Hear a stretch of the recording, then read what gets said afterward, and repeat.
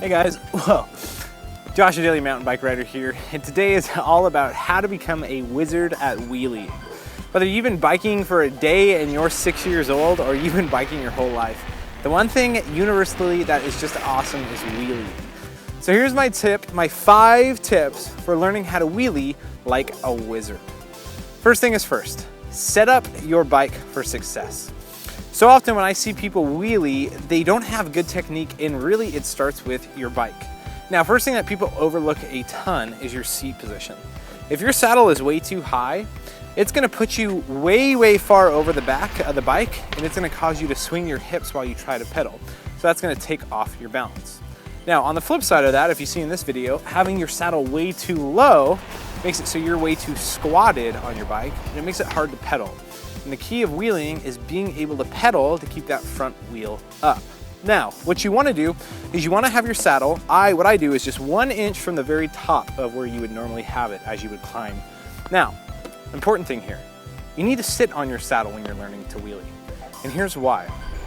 It keeps your weight low and in one direct position. And what that does is it takes out variables that keep you from holding your balance.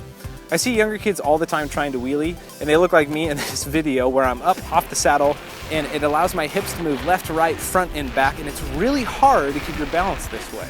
So have your saddle 1 inch from the top and make sure you sit on your saddle so that you can keep your weight distributed pretty easily. Now, second thing is gear selection. Pick a gear that isn't too high but isn't too low. The truth is, and I'm showing in this video, wheeling in a slow gear, also wheeling in a higher gear, and you can wheelie in almost any gear, but you want to find one right in the middle of the range that's easier for you. Now, the easier the gear, the easier it is to get that front wheel off the ground. So as you progress, you may want to shift up a little bit more. And last but not least, if you're on a full suspension bike, it makes it a little more difficult to wheelie if you can't lock out that rear suspension. Once again, it's all about reducing the variables that you have so that your bike can stay planted and you can adjust your weight around the rear wheel of your bike. All right, now once your bike is set up, it's time for tip number 2. And tip number 2 is called preload and pop. And here's what I mean by that. When you're getting into a wheelie, what you need to do is you're sitting on your saddle a little bit higher than I'm showing, and you need to preload your arms down. And so what I say is bring your chest to the bars, right? And then in one motion, you need to pop your arms backward while you push your pedals down. And what that does is it gets your front wheel up off the ground, but it does a second thing. It gets your upper body in proper wheeling position. Because your goal, once you get that front wheel up, is you're gonna keep your finger on your brake, which we'll talk about in a second, and that's gonna get you in the perfect position. It's gonna get your shoulders back, your arms straight, and that's gonna keep your upper body back over that rear wheel so that you can reach your balance point.